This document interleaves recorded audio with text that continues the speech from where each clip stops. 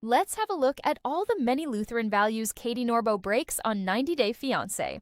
Despite being Lutheran, 90 Day Fiancé star Catie Norboe doesn't exactly seem to be embodying the religious values you might expect her to, as despite being engaged to Josh Atkins, she seems to be constantly off kissing someone else.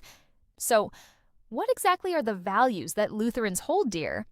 And to what extent does Catie's kissing and request for an open marriage with Josh go against them? Let's find out.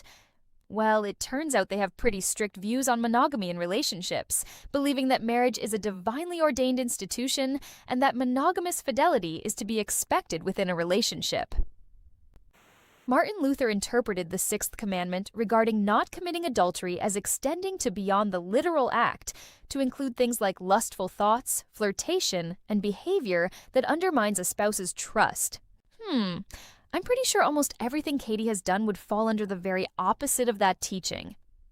Despite Catie seeming to not actually follow the values of Lutheran that closely, the fact that Josh is agnostic is something that has been shown to concern her, as she previously told her mom. "I called you one time because I was stressed, and I was like, okay, if Josh doesn't believe in God, will he go to hell and I'll be in heaven? If Josh doesn't accept Jesus before he dies and goes to hell, if I'm in heaven, how can I be happy in heaven if he's in hell?" She's also told Josh the importance of their children also being raised Lutheran, sharing, "I don't need you to convert, but I need our children to be raised Lutheran because I don't want them to go to hell."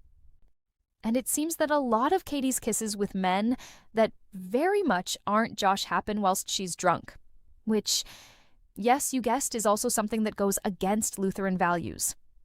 Whilst drinking alcohol is not sinful for Lutherans, as they treat is a matter of Christian freedom, being drunk is condemned. Martin Luther shared that moderate use of clochahol is fine, but loss of self-control when drinking is regarded as sinful as it leads to poor judgment.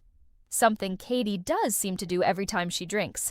So, whilst Catie from 90 Day Fiancé being Lutheran is clearly a big deal to her, and she believes strongly in a lack of faith resulting in that person going to hell, she also goes against two of their core values by not being monogamous and drinking to excess. I'm honestly just intrigued about what her parents think about all this.